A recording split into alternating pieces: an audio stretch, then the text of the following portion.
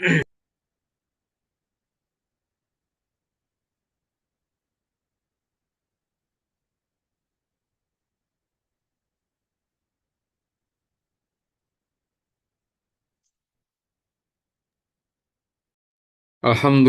আলহামদুলিল্লাহ রব্বিল আলামিন ওয়াসসালাতু ওয়াসসালামু আলা রাসূলিহিল করিম। মোহতারাম পরিচালক, বাংলা ইকরা একাডেমি কর্তৃক আয়োজিত সিরাতের আলোকে প্যারেন্টিং এর আজকের তৃতীয় পর্বে যারা যুক্ত হয়েছেন, যারা এই আলোচনা চলাকালীন যুক্ত হবেন, পরবর্তীতে প্রযুক্তির কল্যাণে যারা দেখবেন, শুনবেন, আপনাদের সকলকে আমার পক্ষ থেকে সালাম। আসসালামু আলাইকুম ওয়া রাহমাতুল্লাহি ওয়া বারাকাতুহু। ওয়ালাইকুম আসসালাম রহমতুল্লাহ বরকাত। আমরা সিরাতের আলোকে, সিরাতে রসুল সাল্লাল্লাহু আলাইহি সাল্লামের আলোকে প্যারেন্টিং এর যে আলোচনাটা চালিয়ে যাচ্ছি, তার গত পর্ব পর্যন্ত, গতকালকে যে পর্বটা আমরা করেছি, সেখানে রসুল সাল্লাল্লাহু আলাইহি সাল্লামের মা, তার সম্মানিতা মা, তার আহ, আহ, নানি, নানা, আমরা তাদের জীবনী এবং জীবনের একটা ঝলক দেখার চেষ্টা করেছি, এবং সেটা থেকে তাদের যে চারিত্রিক মানবিক বৈশিষ্ট্য, সেগুলো রসুল মোহাম্মদ ইবনে আবদুল্লাহ রসুল হিসেবে আত্মপ্রকাশ করার আগেই তার চরিত্রে, এবং রসুল হিসেবে আত্মপ্রকাশ করার পরে তার চরিত্রে যেভাবে ছাপ ফেলেছে, আমরা সেটা দেখেছি। আজকেও আমরা সেটাই করব, ওই একই আলোচনা।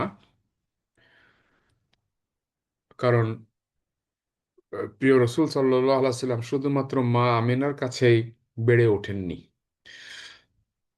মা আমেনার কাছে তিনি খুব অল্প সময় বেড়ে ওঠার সুযোগ পেয়েছেন। তিনি বেড়ে উঠেছেন তার আরো কয়েকজন অতি সম্মানিতা মহীয়সী নারী, যারা ভাগ্যক্রমে ঘটনাচক্রে তার জীবনের সঙ্গে জড়িয়েছেন। তাদের ভেতরে আহ, অন্যতম একজন হলেন বারাকা উম্মে আইমান রাদিয়াল্লাহু তাআলা আনহা। বারাকা উম্মে আইমানের জন্ম হয়েছিল আকসুম। আকসুম, আজকে আমরা এটা চিনব না, কিন্তু আমাদের সবার পরিচিত এই রাষ্ট্র। আধুনিক যে সুদান এবং ইরিত্রিয়া, আধুনিক রাষ্ট্র ব্যবস্থা, বিশ্ব ব্যবস্থায় সুদান এবং ইরিত্রিয়া মিলে যে রাষ্ট্রটা ছিল, এটাকে বলা হতো আকসুম। এটা একসময় ছিল জাস্টিনিয়ান, সম্রাট জাস্টিনিয়ানের অধীনে, রোমান সাম্রাজ্য, সম্রাট সম্রাট সম্রাট জাস্টিনিয়ানের অধীনে এর নাম ছিল আকসুম। এই আকসুমে সম্ভবত সুদানের পার্টে ওনার জন্ম। আবার যদি বলা হয় যে ওনার জন্ম ইরিত্রিয়া পার্টে, তাও অস্বীকার করার সুযোগ নাই, কারণ একই। বাঙালি জন্ম বাংলাদেশে হলেও বাঙালি, এবং পশ্চিমবঙ্গে হলেও বাঙালি। তো ঠিক একইভাবে উনি নিগ্রো দাসী ছিলেন, আর এই নিগ্রো দাসী ওনার জন্ম ছিল জাস্টিনিয়ান সাম্রাজ্যের আকসুমে। সেটা হতে পারে আধুনিক সুদানে অথবা ইরিত্রিয়ায়। ছোটকালে তার ব্যাপারে খুব কমই জানা যায়, অন্তত আমার নলেজে। আমি যতটুকু খোঁজার চেষ্টা করেছি, খুব একটা বেশি জানা যায় না। ছোটকালে এটুকু জানা যায় যে ছোটকালে ওনার বাড়ি থেকে উনি দস্যুদের দ্বারা লুট হয়েছিলেন। লুট হয়ে ওনাকে দাসী হিসেবে, শিশু দাসী হিসেবে বিক্রি করে দেওয়া হয়। এবং ভাগ্যচক্রে উনি মক্কায় এসে, হাত বদল হতে হতে মক্কায় যখন আসেন, তখন ওনার বয়স এই 11 বা 12 বছরের একটা বাচ্চা মেয়ে। আবার কেউ কেউ বলেন যে তার বাবা মাই অভাবের তাড়নায় তাকে বিক্রি করে দিয়েছিলেন। নিশ্চয়তা দিয়ে বলা যাবে না, তখন তার বয়স ছিল 10 বা 11 এরকম। ইসলামের ইতিহাসে এই উম্মে আইমান, যার নাম দেওয়া হয়েছিল বারাকা। উম্মে আইমান অনেক পরে এসে, যেহেতু তার বিয়ে হয়েছিল এবং আইমান নামে তার একটা পুত্র সন্তান জন্মগ্রহণ করেছিলেন, সেই ক্ষেত্রে তিনি উম্মে আইমান। তো তার আগে তার নাম ছিল বারাকা। কি অদ্ভুত! জাস্টিনিয়ান সাম্রাজ্যের খ্রিস্ট সমাজ থেকে উঠে আসা এক নিগ্রো দাসী, হতভাগিনী আমাদের বিবেচনায়, মানে আমরা যেভাবে দেখতে চাই বা দেখি সমাজকে, আমরা বললে কপাল পোড়া বলি, দুঃখিনী, জনম দুঃখিনী। ছোটকালে মার কোল থেকে যাকে ছিনিয়ে নেওয়া হয়েছে, অথবা মা বাবা যাকে ত্যায্য করেছে, বিক্রি করে দিয়েছে। আব্দুল্লাহ ইবনে আব্দুল মুত্তালিবের বিয়ের কথাবার্তা চলছিল, বিয়ে চূড়ান্ত হয়েছে। এই সময় তার আসন্ন স্ত্রী, বিয়ের পরে যে স্ত্রী, সেই স্ত্রীর জন্য তার মায়া এবং তার দায়িত্ববোধ, তার দায়িত্ব সচেতনতা যুবক আব্দুল্লাহর কেমন ছিল, সেটা আমরা এখানে দেখতে পাই। তিনি দাসী কিনেছেন একটা। স্ত্রী আসবে, তার সেবা, তার কাজে কর্মে যেন কোনো অসুবিধা না হয়। কি অসাধারণ অনাগত স্ত্রীর জন্য যে প্রস্তুতি! কি অসাধারণ মমত্ববোধ! কি অসাধারণ বন্ডিং! ভাবতেও অবাক হয়ে যেতে হয়। আমি আরো অবাক হই, আল্লাহর কি মহিমা! একজন নিগ্রো দাসী, 11 বছরের, তার মুখটা ছিল, আপনারা যারা নিগ্রো দেখেছেন তারা জানেন, যারা দেখেননি তাদের জন্য বলি। এই এই সুদান বা ইয়ের, even Zaire, Zimbabwe, Zambia, South Africa, South আফ্রিকার ভেতরে ছোট্ট একটা পাহাড় বেষ্টিত দেশ আছে যেটাকে বলে লিসোথো। এর নাম আমরা অনেকেই জানি না। এইসব এলাকার মেয়েগুলো, ইয়ে, মানে তারা তো কুচকুচে কালো, নিগ্রো। তো তাদের মুখের ভিতরে, মুখে তাদের মানুষগুলো, পুরুষ মহিলা সবাই আপাত দৃষ্টিতে যতটা রুক্ষ, তাদের দৈহিক কাঠামো হয় অনেক শক্তিশালী, লম্বা চওড়া। আপাত দৃষ্টিতে, বাহ্যিক দৃষ্টিকোণ থেকে রুক্ষ মনে হলেও তাদের মনগুলো এতই নরম, ইল্লা মাশাল্লাহ, দুই চারটা ব্যতিক্রম তো থাকতেই পারে। তাদের মনগুলো এতই নরম, এত চমৎকার মানুষ তারা। আমি আমার জীবনে বহু এরকম আফ্রিকানদের সাথে মিশেছি, বছরের পর বছর। কাজে আমার একটা বাস্তব অভিজ্ঞতা থেকে আমি বলছি, অসাধারণ মানুষ তারা। বলা হয়ে থাকে কিশোরী একটা মেয়ে, তার মুখের ভেতরে একটা অসাধারণ মায়াবী লাবণ্য ছিল। আব্দুল্লাহ বাজারে এই দাসীটাকে দেখে তার মায়া হয়েছে, উনি কিনে নিয়ে এসছেন তার আসন্ন স্ত্রীর জন্য, মা আমেনার জন্য। এই উম্মে আইমান, বারাকা, কি তার সৌভাগ্য! আমরা কেউ কখন এটা কল্পনাও করতে পারবো না, খুঁজেও পাবো না। আমি খুঁজি, কিন্তু আমি জানি এটা খুঁজে পাওয়া যাবে না, আমাদের কাছে সে তথ্য নেই। উনি জীবনে এমন কি কাজ করেছিলেন, কোন ভালো কাজ করেছিলেন, যে আল্লাহ পাক তাকে বাছাই করে নিয়ে এসে রসুল সাল্লাল্লাহু আলাইহি সাল্লামের মায়ের কাছে দিলেন আল্লাহর পরিকল্পনা অনুযায়ী। ইনি হলেন খাদিজা রাদিয়াল্লাহু তাআলা আনহার পরে ইসলাম গ্রহণকারী দ্বিতীয় ব্যক্তি, দ্বিতীয় নারী। রসুল সাল্লামের ঘরে, আর রসুল সাল্লাল্লাহু আলাইহি সাল্লামকে তার মায়ের পেটে বেড়ে উঠতে দেখেছেন 24টা ঘন্টা। মা আমেনার মা আমেনা এই স্বামী মরার পরে, আব্দুল্লাহ মরার পরে, তার ওই কঠিন সময়টাতে প্রেগনেন্ট অবস্থায় কঠিন সময়টাতে। ওনার বয়স ছিল 18, আর এই মেয়েটার বয়স ছিল তখন 13 বা 12। ছোট বোন, বান্ধবীর মতো তারা। ইনি ওই ওনার বর্ণনা অনুযায়ী ওই নিচে পায়ের দিকে একটা ওই খেজুর পাতার মাদুর বিছিয়ে শুয়ে এবং সারা রাত গল্প করতেন, সঙ্গ দিতেন। মা আমেনা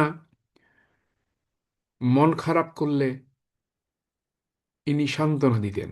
গভীর রাত, কেউ নাই, বিধবা নারী, সন্তান সম্ভবা নারী, যার বুকের ভেতরটা হাহাকার, স্বামীর বঞ্চনায়, স্বামীহারা যন্ত্রণায়, তাকে সান্ত্বনা দিচ্ছেন আকসুম, সুদানের এক কৃষ্ণাঙ্গী কালো নিগ্র দাসী, যার বয়স তার চাইতে অন্ততপক্ষে 4-5 বছরের ছোট। অসাধারণভাবে তিনি টেক কেয়ার করেছেন। এবং তিনি রসুল সাল্লাহ সাল্লামকে তার মায়ের পেটে বেড়ে উঠতে দেখেছেন, এবং রসুল সাল্লাল্লাহু আলাইহি সাল্লামের জন্মের পরে প্রথম যে ব্যক্তি তাকে কোলে নিয়েছেন ইনি। সেখানে ছিলেন হালা। হালা হচ্ছে আব্দুল মুত্তালিবের স্ত্রী, হামজা রাদিয়াল্লাহু তাআলা আনহুর মা, রাসূল সাল্লাল্লাহু আলাইহি ওয়াসাল্লামের চাচা হামজা, হযরত হামজার মা। এই হালা হচ্ছে যেদিন আব্দুল্লাহ বিয়ে করেন মা আমেনাকে, ওই একই দিনে আব্দুল মুত্তালিবও বিয়ে করেন মদিনায় আর এক নারীকে, মেয়েকে। সেই মেয়েটার নাম হালা। এবং ঘটনাচক্রে ইনি হলেন মা আমেনার কেমন যেন কাজিন হতেন, অর্থাৎ বোন, কিন্তু এখন শাশুড়ি। একই বাড়িতে চাচাতো বোন, শাশুড়ি হয়ে আসা, একই দিনে বিয়ে হয়েছে। এই হালা তার প্রেগনেন্সির সময় সাথে ছিলেন, ওই ডেলিভারির সময়। এবং মা আমেনা প্রথম মোহাম্মদ সাল্লাহ সাল্লামকে দেখেছেন, কোলে নিয়েছেন। কোলে নেওয়ার পরে তাকে মা আমেনার পরিচর্যা করছিলেন ডেলিভারির পরে। এবং তাকে মোহাম্মদ সাল্লাহ সাল্লামকে মা আমেনার কোলে দিয়ে ভোরের বেলায় 19শে এপ্রিল, দিবাগত রাত, সোমবার ভোর, 19শে এপ্রিল, 12ই রবিউল আউয়াল, সোমবার, 571 সালের। আব্দুল মুত্তালেব তখন একটু আগে ঘুম থেকে উঠে উনি ওই তাওয়াফ করতে গেছেন। আরবরা তখন ভোরে উঠে তাওয়াফ করতেন, কাবা ঘর তাওয়াফ করতে গেছেন। এপ্রিল মাসের ভোর, একটু একটু, ওই সময় ভোরের সময় একটু একটু শীত শীত ছিল। ব্যথা, ডেলিভারি হওয়ার সাথে সাথে আব্দুল মুত্তালেবকে খবর দেওয়ার জন্য পাঠানো হয়। কিশোরী মেয়ে, চঞ্চলা কিশোরী, 13 বছরের মেয়ে, 12 বছরের মেয়ে ছুটতে ছুটতে চলে গেলেন কাবা ঘরের পাশে আব্দুল মুত্তালেবকে খবর দিতে। আব্দুল মুত্তালেব নাতি হয়েছে শুনে উনি একটু ভারী হয়ে গেছিলেন। ওই সময় ওনার বয়স প্রায় আহ, 76 বছর। রুহুল হাসানের যখন জন্ম হয় তখন ওনার বয়স হলো 76 বছর। 76 বছর বয়স, বৃদ্ধ, শরীরটাও ভারী হয়েছে। উনি খুব হেভি বিল্ড ছিলেন। উনি ছুটতে ছুটতে বাড়ি পানে আসেন এবং ওনার গা থেকে ওই চাদর পড়ে পড়ে যাচ্ছিল। মা আমেনা খুশির চোটে খবর দিতে এসছে। আবার আব্দুল মুত্তালিবের আগে আগে আমি যেন চোখে দেখতে পাই একজন কিশোরী মেয়ে আগে আগে আবার চলে যাচ্ছে মা আমেনার কাছে, বারাকা উম্মে আইমান। কি সৌভাগ্য ছিল তার! এই বারাকা উম্মে আইমান, রসুল সাল্লাহ সাল্লাম এবং খাদিজার যখন বিয়ে হয় তখন তার বয়স 39 বছর।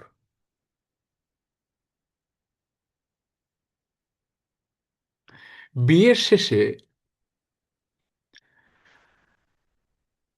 রসুল সাল্লাহ সাল্লাম মা এই উম্মে আইমানকে সাথে করে, উনি তো এসে খাদিজা রাদিয়াল্লাহু তাআলার বাড়িতে উঠেছেন, উম্মে আইমানকে সাথে করে নিয়ে এসে এই বাড়িতে আসেন। খাদিজা রাদিয়াল্লাহু তাআলা আনহা সাদরে স্বামীর সাথে সাথে স্বামীর দুধ, ওই ইয়ে, এটা তো দুধ মা না, মানে স্বামীর আহ, আরেক মা, যাকে উনি মা রসুল সাল্লাম মা বলে ডাকতেন, উম্মি উম্মি বলে ডাকতেন, উম্মে আয়মানকে কখনোই বারাকা বলেননি, কখনোই উম্মে আয়মান বলেননি, উম্মি ছাড়া উনি কখনোই ডাকেননি তাকে। সেই বারাকা খাদিজা রাদিয়াল্লাহু তাআলা আনহার বাড়িতে এসে উঠলেন রসুল সাল্লামের সাথে। উম্মে আয়মানের কোনো জায়গা নাই তো, উম্মে আয়মানের কোনো জায়গা নাই, যাবেন কোথায়? কাজে উনি রসুল সাল্লামের সাথেই আসলেন। নবদম্পতি অর্থাৎ রসুল সাল্লাল্লাহু আলাইহি ওয়াসাল্লাম এবং খাদিজা রাদিয়াল্লাহু তাআলা আনহা সাদরে তাকে বাড়িতে নিলেন, এবং খাদিজার কাছে পরিচয় করিয়ে দিয়েছিলেন সে অসাধারণ মুহূর্ত। উম্মি, এটা হলো উম্মে আইমান, উম্মি বাদা উম্মি, আমার মায়ের পরে মা। ইনি উম্মে আইমান, মায়ের পরে আমার মা, উম্মি বাদা উম্মি। এখানে আরবি যে ইয়েটা লেখা আছে, এটা বানান ভুল হয়েছে, আমি মাফ চাচ্ছি এই জন্য। ওনার বক্তব্যটা ছিল হিয়া উম্মি আইমান, উম্মে আইমান, ইবারাকা, উম্মে, উম্মে বাদা উম্মি। তখন উনি উম্মে আইমান হননি। তো এই জন্য রসুল সাল্লাল্লাহু আলাইহি ওয়াসাল্লামের সাথে তার বন্ডিংটা ছিল। উম্মে আইমান তো আরো অনেক পরে এসে বিয়ে হলো, কিন্তু রসুল সাল্লাল্লাহু আলাইহি ওয়াসাল্লামকে উনি সেই আজন্ম নিজের সন্তানের মতো করে রেখেছেন। রসুল সাল্লাল্লাহু আলাইহি ওয়াসাল্লাম অসম্ভব ভালোবাসতেন তাকে, অসম্ভব। কখনোই বারাকা কিংবা আইমানের জন্মের পরে উম্মে আইমান বলে কখনো ডাকেননি। সারা জীবন তিনি উনি ডেকেছেন উম্মি, ইয়া উম্মি, মাগো। তিনি, রসুল সাল্লামের একটা ইয়ে ছিল, তিনি যদি কোনো কিছু খেতে না চাইতেন তা কেউ তাকে খাওয়াতে পারতো না, কিন্তু একমাত্র ব্যতিক্রম ছিলেন উম্মে আইমান। উম্মে আইমান যদি কোনো জিনিস রসুল সাল্লামের সামনে দিতেন, রসুল সাল্লাহ সাল্লাম কখনোই সেই জিনিসটাকে ফেরত দেননি, কখনো না করতেন না। এটা সবাই খেয়াল করেছে, অনেকে খেয়াল করেছে। এবং রসুল সাল্লাম যতক্ষণ খাওয়া শেষ না করতেন, উম্মে আইমান পাশে বসে থাকতেন। মা তার সন্তানকে ছোটকালে যেভাবে খাওয়ায়, তুমি খাও আমি তোমার পাশে বসছি, ঠিক সেইভাবে। কি অসাধারণ ইমোশনাল বন্ডিং! রসুল সাল্লাহ আলাইসাল্লাম পৃথিবীর সবচেয়ে সুন্দরতম একজন পুরুষ। সামায়েলে তিরমিজি যারা পড়েছেন তারা জানেন, তার বর্ণনা এসছে। ইয়া রাসূলুল্লাহ, কি অসাধারণ তার চেহারা, কি অসাধারণ তার বাহ্যিক শারীরিক গঠন, কি অসাধারণ তার চোখ, তার নাক, গায়ের রং, কালো কুচকুচে তার চোখের মণি। আর তার পাশে তারই মা বসে আছে, যাকে উনি মাগো ছাড়া কখনো ডাকেননি, বারাকা, কালো কুচকুচে নিগ্রো এক দাসী নারী, যাদের চোখ আছে, যারা চিন্তা করেন, তারা এই ঘটনার ভেতরে কল্পনা যখন করেন চিত্রটা চোখের সম্মুখে, তখন মানবতা এবং শিক্ষা এবং ফিলসফির এক বিশাল শিক্ষা তারা পেয়ে যান। শুধু বন্ডিং দেখেন না, সেখানে রসুল সাল্লাহ সাল্লামের দৃষ্টিভঙ্গি এবং তার মার প্রতি তার যে পারিবারিক যে বন্ধন, যে যে যে যে যে যে অ্যাটাচমেন্ট, সহবত, এটাকে তারা খেয়াল করেন। আমাদের খেয়াল করা উচিত এগুলো।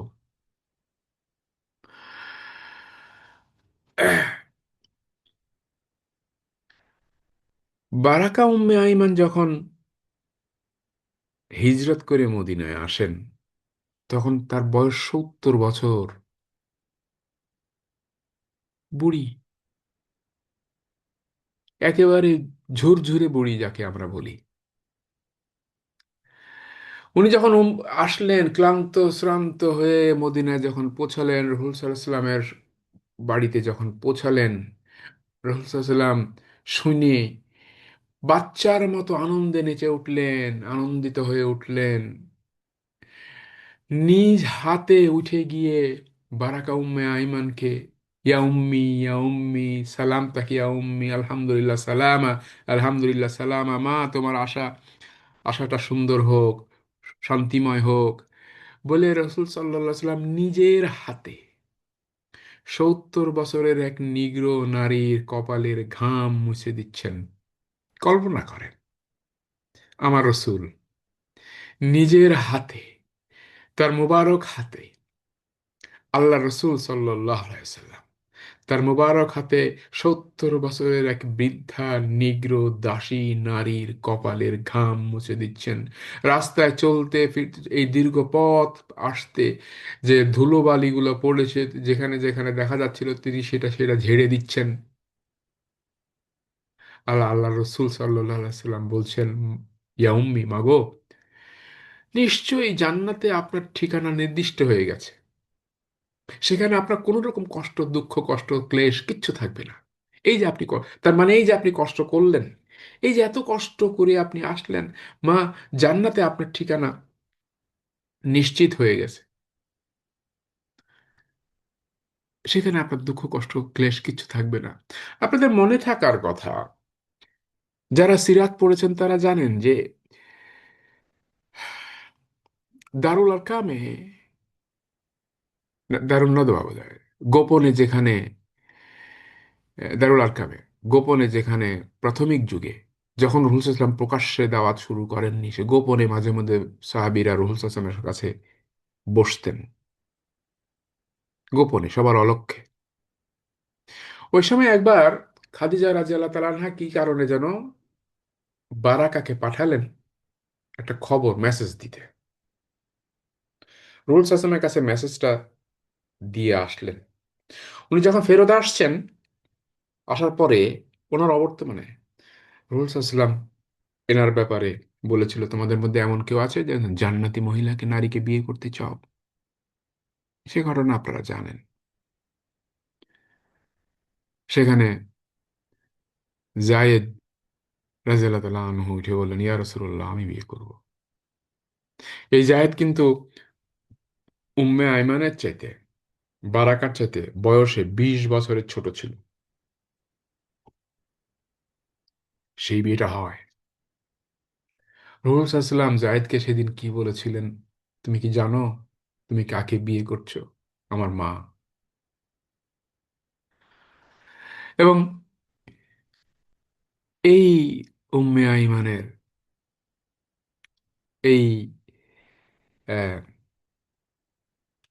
আহ, বারাকার একজন ছেলে হয়, তার নাম ছিল ওসামা, ওসামা বিন জায়েদ। আপনাদের মনে থাকার কথা। আল্লাহ পাক তার জীবনকে কিভাবে বরকতময় করেছেন দেখেন। রাসূল সাল্লাল্লাহু আলাইহি ওয়াসাল্লামের জন্ম থেকে তার ইন্তেকাল পর্যন্ত এই নারী রাসূল সাল্লাল্লাহু আলাইহি ওয়াসাল্লামের সাথে সম্পর্কিত ছিলেন। আগের 40 বছর তো ছিলেনই, এবং নবুয়তের পরের 23 বছরও, পুরো 63টা বছর এই নারী রাসূল সাল্লাল্লাহু আলাইহি ওয়াসাল্লামের চাচা, তার বাবা, তার মা, তার দাদা, কুরাইশের অন্য কেউ, রাসূল সাল্লাল্লাহু আলাইহি ওয়াসাল্লামের নানার বংশ বনু মখজুম, সেখান থেকে ইয়ে কি বলে, এই নানা, মামা, তারা কেউ সারা জীবন রোলসের সাথে নিরবিচ্ছিন্নভাবে থাকার সৌভাগ্য হয়নি। কিন্তু এই নারী রয়েছে। এটা অবাক করা কাণ্ড। মনের ভিতরে প্রশ্ন জাগে যে আল্লাহ এই এই দাসী নারীর, নিগ্র, ভিন্ন সমাজের, যিনি আরবও নন, তার এমন কোন কাজটা আল্লাহ পছন্দ করেছিলেন? এমন কোন কাজটা আল্লাহ পছন্দ করেছেন যার কারণে তাকে এই রকম সৌভাগ্য দান করলেন, যে সৌভাগ্য পৃথিবীতে কাউকে দেননি? আমি খুঁজি এটা, আমার আগ্রহের কারণে আমি খুঁজি, ভাবি, আমার কাছে কোনো উত্তর নাই। কিন্তু আমি একটা জিনিস নিজের মতো করে ব্যাখ্যা করে নিয়েছি। কারণ আমি আমার সিরাত লেখার সময় মা আমেনার এই বিয়ের পর থেকে, এই স্বামী যখন চলে গেল, আব্দুল্লাহ যখন চলে গেলেন সিরিয়ায়, 27 দিন পর, 28 দিনের দিন, বিয়ের 28তম দিনে, তখন থেকে যে ডিটাচমেন্ট, ডেপ্রিভেশন, লোনলিনেস, উনি যুবতী কেবল, তখন থেকে যে ডিটাচমেন্ট, যে যে যে লোনলিনেস, যে কিছুটা স্ট্রেস, যে কাউকে বলতে পারছেন না উনি ওনার ইয়ের কথা। উনি শুধু একটা কথাই বলেছিলেন, এবং সেটা এই উম্মে আমানের কাছে বলেছিলেন, যে আমার হাতের মেহেদি শুকালো না, আর এই সময় আমার স্বামীকে যেতে হচ্ছে এত দূরের পথ। উম্মে আইমানের কাছে এই ক্ষোভটা উনি প্রকাশ করেছিলেন। উম্মে আইমান সেই যে তখন থেকে আমার প্রিয় রসূল সাল্লাল্লাহু আলাইহি সাল্লামের মাকে যে সাহচর্য, এমপ্যাথি, আমি গত পর্বে আলোচনা করেছি, সিম্প্যাথি এবং ইমপ্যাথির ভিতরে পার্থক্যটা বুঝিয়েছি, বা আমি বলার চেষ্টা করেছি। নিশ্চয়ই আপনারা আমার চেয়ে ভালো জানেন, মানে আমি আমার মতো করে বলার চেষ্টা করেছি। এই যে রসূল সাল্লাল্লাহু আলাইহি সাল্লামের মায়ের প্রতি উম্মে আইমান যে দরদ মাখা মন দিয়ে সঙ্গ দিয়েছেন, আমাদের খেয়াল রাখতে হবে। যে মুহূর্তে আব্দুল্লাহ, উম্মে আইমান বারাকা কার দাসী ছিলেন? উনি দাসী ছিলেন আব্দুল্লাহর। আব্দুল্লাহ যখন মারা যান, তখন দাসী হিসেবে উত্তরাধিকার সূত্রে আব্দুল্লাহর উত্তরাধিকার সেই সময় উম্মে আইমান অলরেডি স্বাধীন, কিন্তু উম্মে আইমান ছেড়ে যাননি তার বান্ধবী, তার মনিব, তার সবচেয়ে কাছের, মন খুলে কথা বলার মতো, তার বড় বোনের মতো মা আমেনাকে তার কষ্টের মুহূর্তে দিনরাত 24 ঘন্টা সঙ্গ দিয়েছেন, এমপ্যাথেটিক হয়ে তাকে সান্ত্বনা দিয়েছেন, তার কষ্টগুলোকে ভাগ করে নিয়েছেন। তার পায়ের কাছে মাদুর, খেজুর পাতার ইয়েতে যেখানে উনি শুয়ে থাকতেন, মাথার কাছে, কখনো পায়ের কাছে, একই ঘরে রাত্রে দুই বোন কথা বলতেন, গল্প করতেন, শুনতেন। এই যে ইম্প্যাথেটিক সঙ্গ দেওয়া, আমার মনে হয় যে রাসূল সাল্লাল্লাহু আলাইহি সাল্লামের মাকে সবচেয়ে কঠিন সময়টায় এই ইমোশনাল এবং মেন্টাল সাপোর্ট দেওয়ার কারণেই সম্ভবত আল্লাহ পাক তাকে, আল্লাহ ভালো জানেন, আমি আমার কথা বলছি, আমার আমার পারসেপশনের কথা বলছি, যে আল্লাহ পাক তাকে এই অসাধারণ সৌভাগ্য দিয়েছেন যা পৃথিবীর কাউকে দেননি। মুতার যুদ্ধে তার স্বামী জায়েদ শহীদ হয়ে যান। হুনাইনের যুদ্ধে তার সন্তান আইমান শহীদ হয়ে যান, যে সন্তানের কারণে তাকে উম্মে আইমান বলা হয়। এই জায়েদের সন্তানই ওসামা, যেটা আমরা রাসূল সাল্লাল্লাহু আলাইহি ওয়াসাল্লামের ইন্তেকালের সময় যিনি মাত্র 17 না 18 বছরের যুবক হিসেবে আবু বকর রাদিয়াল্লাহু তাআলা আনহুর মতো সাহাবী ছিলেন, যে কাফেলায়, সেই কাফেলার সেনাপতি হিসেবে যুদ্ধে যাচ্ছিলেন। রাসূল সাল্লাল্লাহু আলাইহি ওয়াসাল্লামের ইন্তেকালের 5 মাস পরে উম্মে আইমান ইন্তেকাল করেন। রাসূল সাল্লাল্লাহু আলাইহি ওয়াসাল্লামের ইন্তেকাল পরে উনি কাঁদছিলেন। তো ওনার কান্না দেখে, শুনে, উনি কাঁদছেন শুনে ওনাকে সান্ত্বনা দিতে এসেছিলেন আবু বকর রাদিয়াল্লাহু তাআলা আনহু, সাথে ছিলেন ওমর রাদিয়াল্লাহু তাআলা আনহু। তো উনি তখন ওনাদের বলেছিলেন, ওয়ালাকিন আবকা আন্নাল ওয়াহা কাদ ইনকাতা মিনাস সামা। আমি তো এই জন্য কাঁদছি না যে রাসূল সাল্লাল্লাহু আলাইহি ওয়াসাল্লাম ইন্তেকাল করেছেন, আমি বরং কাঁদছি এই জন্য যে আকাশ থেকে, আসমান থেকে ওহির রাস্তাটা বন্ধ হয়ে গেল। কি অসাধারণ প্রজ্ঞা, কি অসাধারণ মানে high level of thought and intellectuality! আমরা এটা কল্পনাও করতে পারি না। আমরা এগুলো ভাবি, যখন ভাবি তখন, এটা যখন পড়ি এই হাদিসটা, তখন থমকে যেতে হয়, যে একজন কৃষ্ণাঙ্গ নিগ্রো দাসী, ইলিটারেট, অশিক্ষিত আমরা যাকে বলি, তার ইসলাম বোঝার ক্ষেত্রে ক্রিস্টালিটি, স্বচ্ছতা কি অসাধারণ। উনি রসুল সাল্লাল্লাহু আলাইহি ওয়াসাল্লাম ইন্তেকাল পরে বলছেন, আমি তো রসুল সাল্লাল্লাহু আলাইহি ওয়াসাল্লাম ইন্তেকাল করেছেন বলে আমি কাঁদছি না, আমি কাঁদছি ওহির রাস্তা আসা বন্ধ হয়ে গেল বলে। রেসালাতকে উনি কিভাবে বুঝেছিলেন। এখানে আমাদের অনেক বড় বড় আল্লামা, বিরাট বিরাট হুজুর শেখ যারা আছেন, তাদের শেখার অনেক কিছু আছে। ইসলামকে কিভাবে, কতটা স্বচ্ছতার সাথে উনি বুঝেছিলেন, এটা উনি না শুধু একা, উম্মে আইমান শুধু একা না। সুমাইয়া রাদিয়াল্লাহু তাআলার কথা যদি বলি, ইসলামের প্রথম শহীদ যে নারী, ইয়াসিরের মা, আম্মারের মা, ইয়াসিরের স্ত্রী, তারাও তো অশিক্ষিত ছিলেন, দাসী ছিলেন। তার সন্তান আম্মার, তার স্বামী ইয়াসির, এরা সবাই অশিক্ষিত, কিন্তু ইসলামকে বোঝার ক্ষেত্রে কি অসাধারণ প্রজ্ঞা, কি অসাধারণ তাদের ওই পরিবেশটাই হয়তো এমন ছিল, বা আল্লাহ ভালো জানেন, তারা এতটা সহজ সাবলীল স্বচ্ছ ধারণা পেয়েছিলেন যে আমাদের আজকের যারা ওই মানে বড় বড় আল্লামা, একেবারে আহ, দেওবন্দ থেকে কিংবা আজহার থেকে বড় বড় টাইটেল নিয়ে এসেছেন, ডিগ্রি নিয়ে এসেছেন, তারাও সম্ভবত আল্লাহ ভালো জানেন, তাদেরও অনেকেই হয়তো তাদের এইসব অশিক্ষিত, তথাকথিত অশিক্ষিত সাহাবিদের পারসেপশনের ধারে কাছেও যায়নি।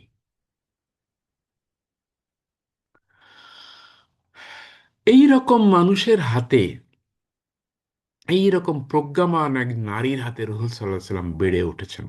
আমি এই কথা বলার জন্যই উম্মে আইমানের এই এই এই ইন্টেলেকচুয়ালিটিটাকে এইভাবে দৃষ্টিভঙ্গি ব্যাখ্যা করতে চাচ্ছি। এরপরে যিনি আসেন তিনি হলেন হালিমা সাদিয়া রাদিয়াল্লাহু তাআলা আনহা। তায়েফ থেকে এসেছিলেন। উনি জানেন যে বনু সাদের একজন, আপনারা জানেন বনু সাদ গোষ্ঠীর একজন নারী।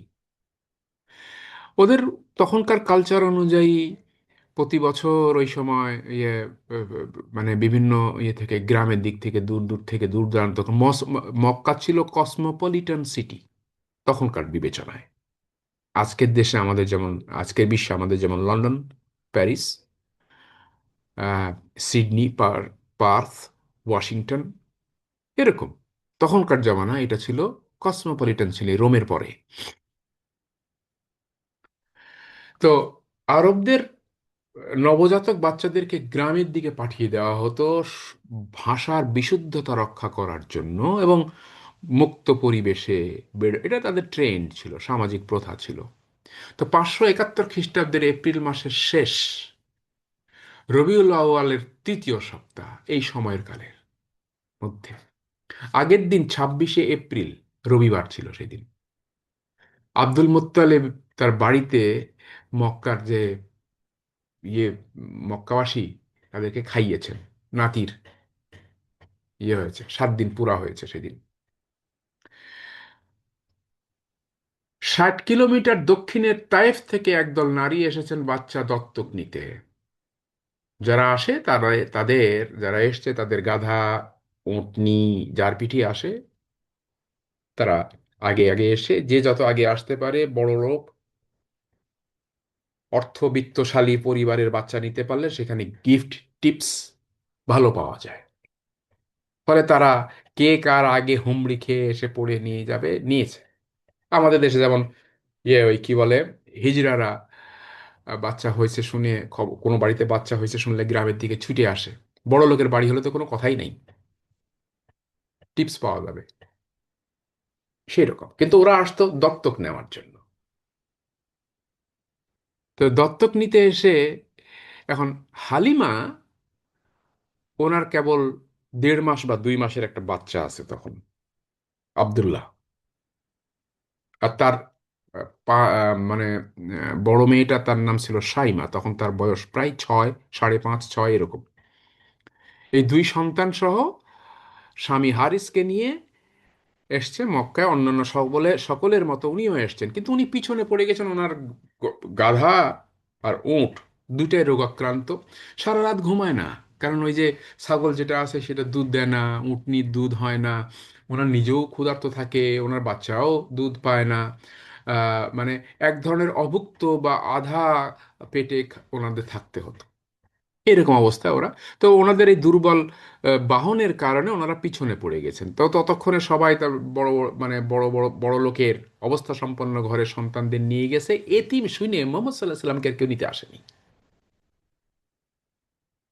এখন উনি এসে দেখেন যে সবাই মোটামুটি নিয়ে গেছে, কিন্তু হালিমা রাদিয়াল্লাহু তাআলা আনহার চিন্তা করলেন যখন শুনলেন যে একজন এতিম আছে, উনি এখন দ্বিধায় পড়ে গেলেন। আবার চিন্তা করছেন যে আমি নারী হিসাবে ফেরত যাব, আমার নিজে যেতে কেমন লাগে, মানে লজ্জা লাগে। তাহলে আমি আমি মা হিসাবে কি এতটাই অব্যর্থ, এতটাই ব্যর্থ যে কেউ আমাকে বিশ্বাস করলো না তার সন্তান দিতে? কোন মুখে ফেরত যাব খালি হাতে? স্বামীকে বললেন চলো যাই, ওই যে একটা বাচ্চা শুনলাম যে তার বাবা নাই, চলো দেখে আসি। তো এসে মোহাম্মদ সাল্লাহ সাল্লামকে কোলে নিয়েছেন। কি অসাধারণ একটা বাচ্চা, কি অসাধারণ চেহারা! ঘুমাচ্ছিলেন রাসূল সাল্লাল্লাহু আলাইহি সাল্লাম মায়ের কোলে, উনি কোলে নিলেন। সাইমা পাশ থেকে, ছোট্ট বাচ্চা, 6 বছরের, 5.5 বছরের বাচ্চা, লাফ দিয়ে লাফ দিয়ে শুধু দেখতে চায় বাচ্চাটাকে। সাইমাও দেখেছেন।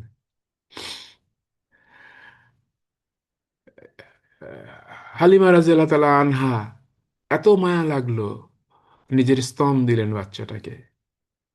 রাসূল সাল্লাল্লাহু আলাইহি সাল্লাম পরম যত্নে, মমতায় উনি খেয়াল করলেন যে আমার বাচ্চা আব্দুল্লাহ যখন দুধ খায় তখন দুধের ফ্লো, মেয়ে তো মা, উনি বুঝতে পারছেন ফ্লোটা এরকম তো ছিল না, এতটা ফ্লো তো মনে হয় আসেনি। উনি নিজে কনফিউজড হয়ে গেলেন।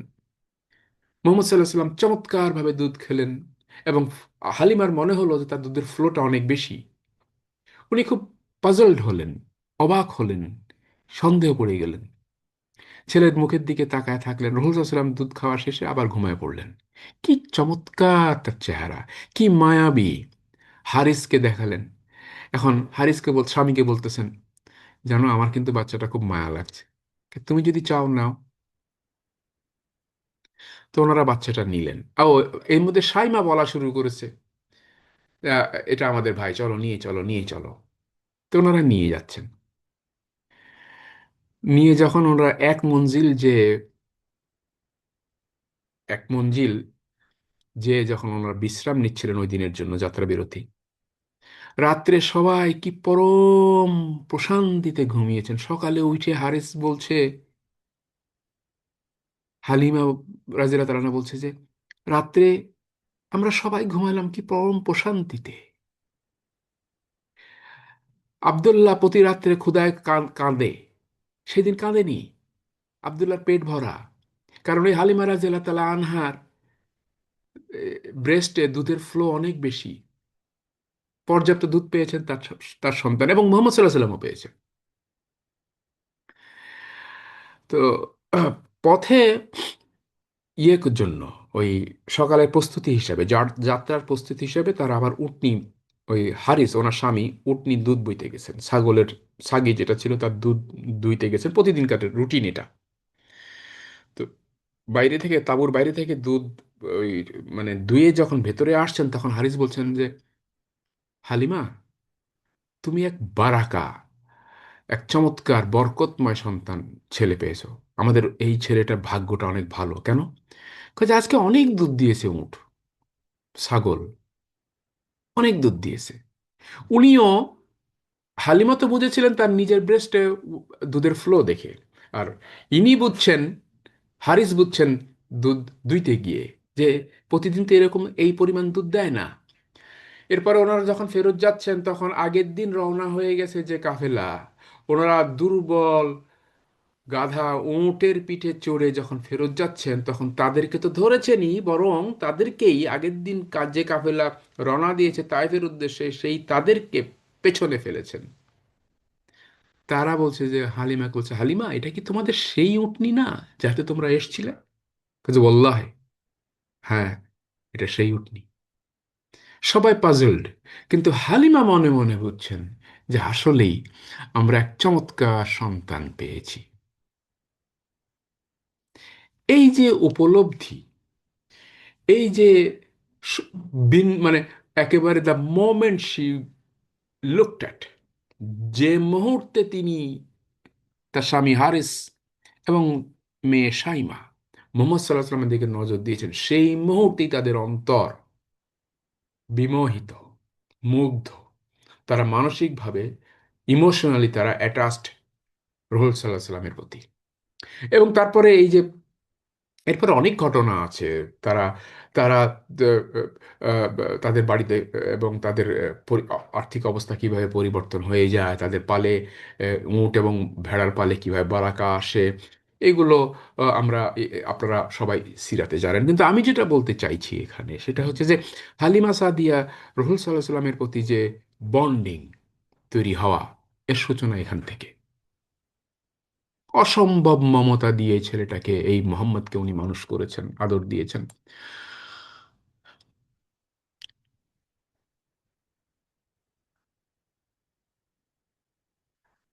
ওই যে বললাম, সাইমা বারবার, হালিমার বড় মেয়ে হালিমা রাদিয়াল্লাহু তাআলা আনহা, সাইমা বারবার বাচ্চাটাকে দেখছিলেন, বাড়িতে নিয়ে যেন বায়না ধরছিলেন।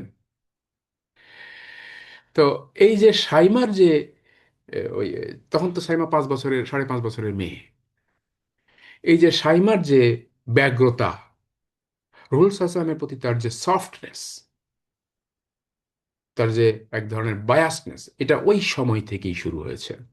এবং এটা সারা জীবন তার, রুহুল হাসানের প্রতি তার এই ব্যগ্রতা, তার এই সফটনেস, এটা ছিল। আমরা পরবর্তীতে সেটা দেখব। এইরকম এক চমৎকার পরিবেশে রুহুল হাসানের প্যারেন্টিং হতে থাকলো। 6 মাস পর পর তারা, তখনকার সবাই যারা দত্তক নিত তারা মোটামুটি 6 মাস পর একবার এসে তাদের ওই বাচ্চার রেসপেক্টিভ, যার যার বাচ্চা তার বাবা মাকে দেখায় নিয়ে যেতেন। হালিমা পরম যত্নে ছেলেকে নিজ সন্তানের মতো লালন করেছেন। সো রুহুল হাসানের গ্রোথ, তার ওয়েলবিং, এটার মা আমেনা এবং দাদা আব্দুল্লাহ, আব্দুল মুত্তালেব, এরা তারা নিজের চোখে দেখেছেন, তারা খুব খুশি। সেই ক্ষেত্রে হারেস বাবা হিসেবে, পিতা হিসেবে পিতার ভূমিকা পালন করেছেন। রসূল সাল্লাল্লাহু আলাইহি ওয়াসাল্লামের তো বাবা ছিল না, এখানে তিনি পিতার ভূমিকা পালন করেছেন। সাইমা, তার ছোট ভাই আব্দুল্লাহ, রসূল সাল্লাল্লাহু আলাইহি ওয়াসাল্লামের চাইতে 1.5 মাস বা কাছাকাছি, 2 মাসের কাছাকাছি এরকম বড়। একসাথে 3 ভাই বোন খেলাধুলা করত, ছাগল চড়াতো। সাইমা যখন আব্দুল্লাহর সাথে খেলতেন, তার দুধ ভাই, সাইমা ছাগল চড়াতেন। এবং সাইমা, ওই যে বললাম, নিজের ভাই আব্দুল্লাহ, কখনো কখনো এমন হয়েছে যে তার চাইতে মুহাম্মদ সাল্লাহ সাল্লামের প্রতি তার টানটা, তার তার অ্যাটাচমেন্টটা, বন্ডিংটা যেন বেশি, কোলে নিতেন, কোলে রাখতেন। আর আরবদের বৈশিষ্ট্য ছিল, তারা ঐতিহ্যগতভাবেই মুখে মুখে তারা ওই গান, ছড়া, কবিতা রচনা করতে পারত। অসাধারণ। আর তাইফের একটা সুনাম হচ্ছে, যেমন ধরেন আপনারা বাংলাদেশে, সারা বাংলাদেশের প্রত্যেকটা জেলার ভাষার একটা আলাদা টান আছে।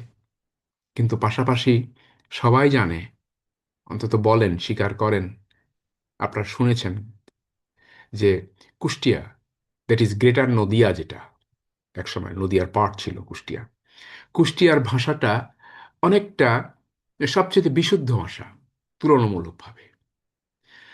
আরবের যে ভাষা, এই ভাষাটা, তায়েফের ওই অঞ্চলটা ছিল ভাষার জন্য বিখ্যাত, অর্থাৎ বিশুদ্ধ ভাষার জন্য বিখ্যাত। ফলে এরা ওই মুখে মুখে কবিতা আওড়াতো, রচনা করত।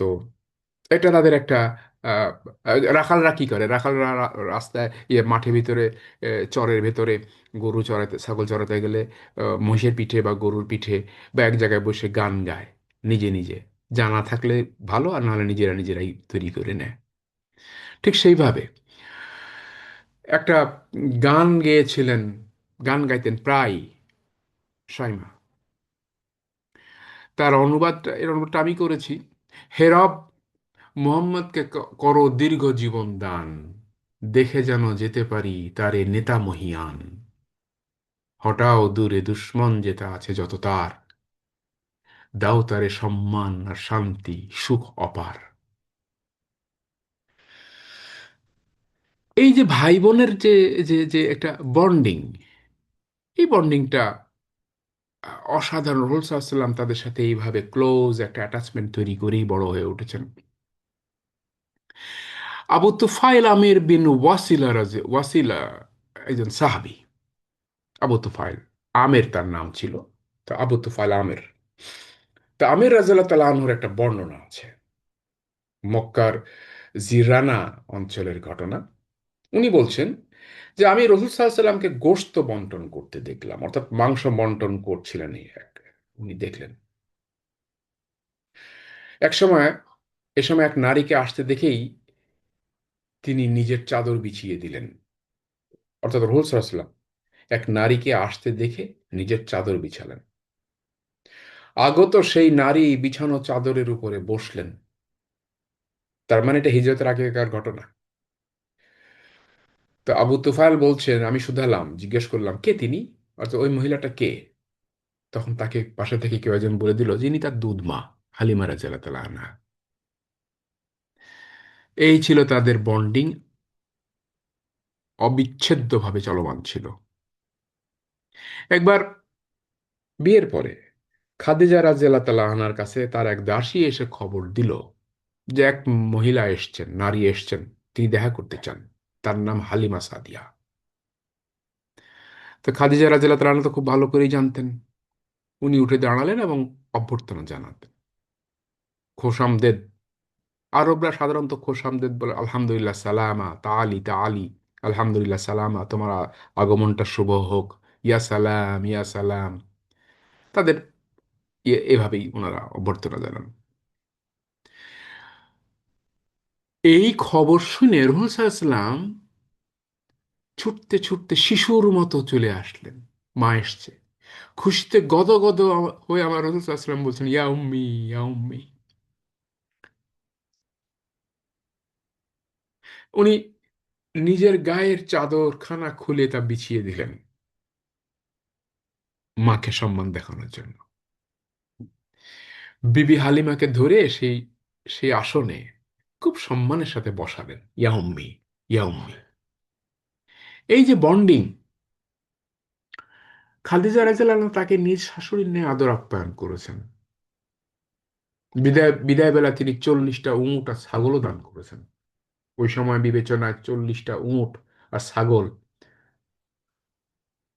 চারটিখানি কথা নয়।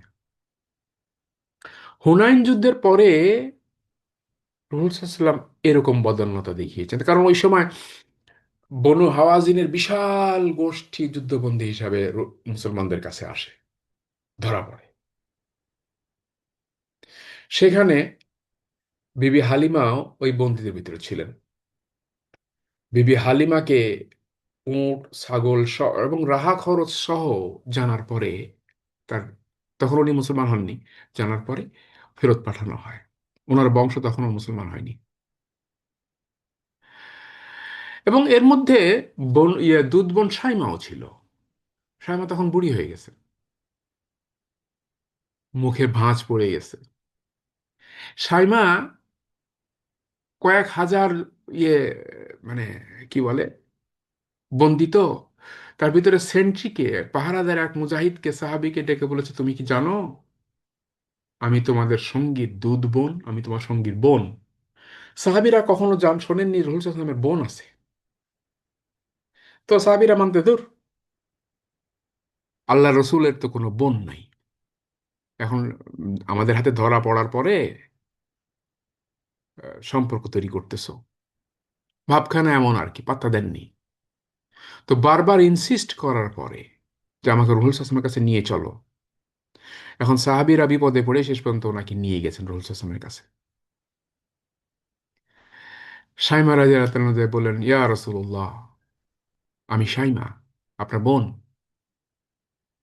আল্লাহ রসুল, ওই যে বলেছি, সাইমা তখন বুড়ি হয়ে গেছেন, তার চেহারা, তার ইয়ে সব বদলে গেছে। কোনো চিহ্ন আছে, কোনো প্রমাণ আছে তোমার কাছে?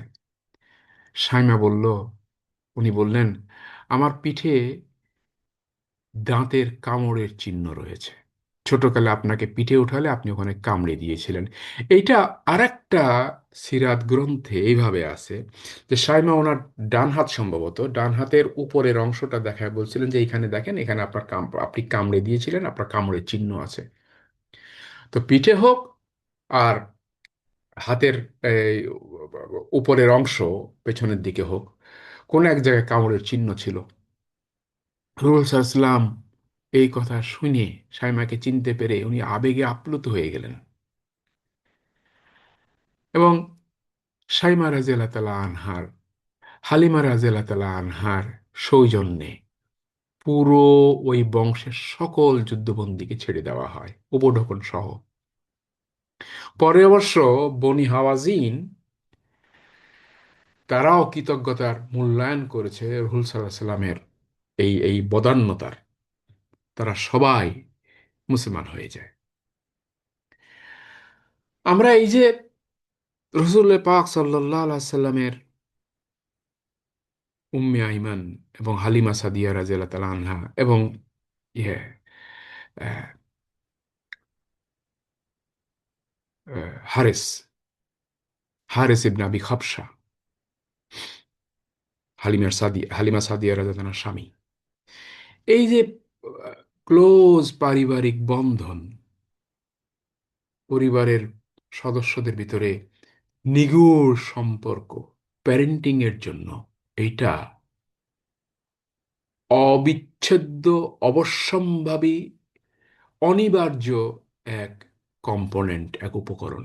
এই বন্ধন ছাড়া আপনি কোনো দিনও, কোনো যুগে, কোনো পরিবেশে কোনো সন্তানকে মানুষ করতে পারবেন না। আল্লাহ রসুল সাল্লাল্লাহু আলাইহি সাল্লামের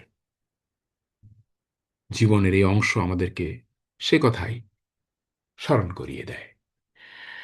সম্মানিত সুধীমণ্ডলী, আপনারা দীর্ঘক্ষণ আমার কথা মনোযোগ দিয়ে শুনেছেন, এই জন্য আপনাদের কাছে আমি অসংখ্য কৃতজ্ঞতা প্রকাশ করছি। আসসালামু আলাইকুম রহমতুল্লাহি ওয়া বারাকাতুহু।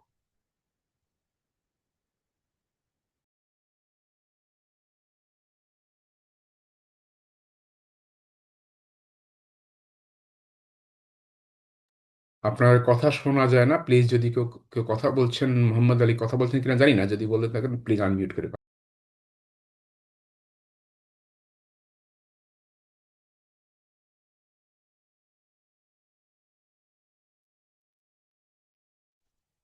আসসালামু আলাইকুম। ওয়ালাইকুম আসসালাম, জি স্যার বলেন। যে আহ, স্যার, আপনার এই যে আলোচনা আলোচনা কি কোনো বই আকারে বের হচ্ছে নাকি স্ক্রিপ্ট জি আকারে ইনশাআল্লাহ, আছে? আমার ওই সিরাত, ইনশাআল্লাহ আল্লাহ চাহে তো 6 খণ্ডের একটা সিরাত আসছে গার্ডিয়ান থেকে, ইনশাআল্লাহ। গার্ডিয়ান থেকে? জি ইনশাআল্লাহ, জি। 2,500 নাম পৃষ্ঠা। নাম নাম কি সিলেক্ট করা হয়েছে নাকি? নাম এখন ইয়ে করা হয়নি, ওরা দেখি কোন ইয়ে করে, এখনো চূড়ান্ত হয়নি আর কি। কয়েকটা নাম প্রস্তাবনা আছে আগে, সে এখনো মানে চতুর্থ চলছে, পঞ্চম ষষ্ঠ এখনো শেষ হয়নি। শেষ হলে ওরা চূড়ান্ত ঘোষণা দেবে ইনশাআল্লাহ। ইনশাআল্লাহ। আসসালামু আলাইকুম। আসসালামু আলাইকুম স্যার। ওয়ালাইকুম আসসালাম, জি স্যার বলেন। স্যার, আমার একটু জানার যাচ্ছে কিউরিসিটি জি। যে আহ, বনি হাওয়াজিন গোত্রের সবাই কি মুসলমান হয়েছিলেন? এবং ওই না, মনে যুদ্ধবন- হয় না, না। যুদ্ধবন্দী হিসেবে কি স্যার ওই হারেস ইবনে খাপসা উনিও কি ছিলেন? হারিস ইবনে খাবসা, এ ব্যাপারে আমার কাছে নিশ্চিত নেই, তবে হারিস রাদিয়াল্লাহু তাআলা আনহু উনি মুসলমান হয়েছিলেন এটা আমি জানি। জি স্যার। ওনার মৃত্যু কি হালিমাতুস সাদিয়ার আগে আগে হয়েছে অবশ্যই। মনে হয়, আমি আপনাকে এই মুহূর্তে সঠিক বলতে পারবো না। জি স্যার, থ্যাংক ইউ আসসালামু স্যার। আলাইকুম। নজরুল ইসলাম মোল্লা বলছিলাম স্যার। ওয়ালাইকুম আসসালাম। একটু প্রশ্ন ছিল স্যার, যে বোঝার জন্য। জি বলেন, প্লিজ বলেন। হ্যাঁ, সেটা তো ওই যে হালিমা সাদিয়া রাদিয়াল্লাহু আনহা যখন হুজুর সাল্লাল্লাহু আলাইহি ওয়াসাল্লামকে আনতে গেলেন, বা ওই বাচ্চা আনতে গেলেন, ওই সময় তো বাচ্চা তো শিডিউল অনুযায়ী যার যার বাচ্চা হচ্ছে, আনতেছে। তো এতগুলা লোক একসাথে গেলেন কেন? এটা কি কোনো সিজন ছিল যে বাচ্চা আনার, এরকম কিছু কিনা? এই প্রশ্নের উত্তর দেওয়া তো কঠিন, তবে সাধারণত যে বছরে 2-3 বার যারা আসতেন তারা ওই দূরের পথ তো তারা সম্ভবত দল ধরেই আসতেন আর কি। আর এটা হতে পারে, আবার এমনও হতে পারে যে ওনারা খবর রাখতেন, সারা বছরই খবর রাখতেন যে প্রেগনেন্সি কেমন আছে এবং বাচ্চা কাচ্চা হচ্ছে, তখন ছুটতে ছুটতে চলে আসতো, কারণ এটা তাদের সারা বছরের কয়েক বছরের জন্য, তাদের অন্তত 2 বছরের জন্য তাদের একটা রুটি রুজির একটা নিশ্চয়তা দিত বাচ্চা নিতে পারাটা।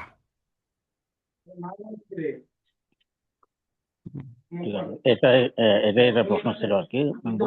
ঠিক আছে, ধন্যবাদ। জি, থ্যাংক ইউ স্যার, জাজাকাল্লাহ খায়ের।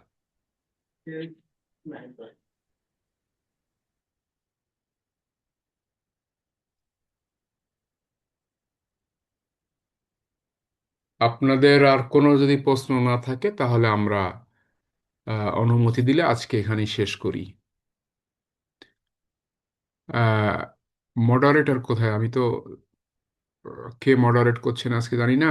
অনুমতি দিলে আমরা শেষ করে ফেলি। জি হুজুর আসসালামু আলাইকুম। জি, ওয়ালাইকুম আসসালাম। ওয়ালাইকুম আসসালাম ওয়া রাহমাতুল্লাহ। জি, একটা শহীদুল জিনিস ইসলাম আমি স্যার। জি, একটা জিনিস আমি ভুলে গেছি যে ইসলামের প্রথম শহীদ হয়েছিলেন কোন নারী? সুমাইয়া রাদিয়াল্লাহু তাআলা আনহা। আম্মার ইবনে আম্মার ইবনে ইয়াসিন, আম্মার রাদিয়াল্লাহু তাআলা আনহুর মা। সুমাইয়া। জি। জি, আলহামদুলিল্লাহ, অনেক অনেক শুক্রিয়া আমাদের আজকের প্রেজেন্টর, আমাদের আম, জিয়াউল হক স্যারকে। আমরা আলহামদুলিল্লাহ আজকের ক্লাসের মধ্যে দিয়ে আমরা সিরাতের আলোয় প্যারেন্টিং এর তৃতীয় পর্ব আমরা শেষ করেছি। আগামী চতুর্থ পর্ব কবে হবে সেটা আমরা ইনশাল্লাহ গ্রুপে জানিয়ে দেব। সেই পর্যন্ত সবাই ভালো থাকবেন, সুস্থ থাকবেন সেই জানিয়ে। আসসালামু আলাইকুম। আসসালামু আলাইকুম। ওয়ালাইকুম আসসালাম। জি ভাই। আম- একটু মসজিদে তাফসীর ছিল তো ভুলে গেছিলাম। ক্লাস রেকর্ডটা কি পাবো? হ্যাঁ, ক্লাস রেকর্ড অবশ্যই দেওয়া হয়। আপনি যদি আমাদের সিরাতের আলোয় প্যারেন্টিং গ্রুপে জয়েন হয়ে থাকেন, অবশ্যই সেখানে ওই গ্রুপেই আপনি রেকর্ডটা পেয়ে যাবেন। আর আমাদের এই রেকর্ডগুলো ফেসবুক লাইভ হয়। আপনি যদি আমাদের পেজে চলে যান, বাংলা ইকো একাডেমির পেজে চলে গেলেও সেখানে এই ক্লাসের রেকর্ডটা দেখে নিতে পারবেন। জি, ঠিক আছে, জাযাকাল্লাহ খাইর। জি, জাযাকাল্লাহ আচ্ছা, খাইর। ইনশাআল্লাহ।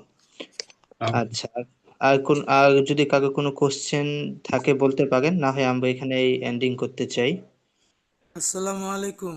আমিও মাত্র যুক্ত হইলাম, একটু বাইরে থেকে আসছি।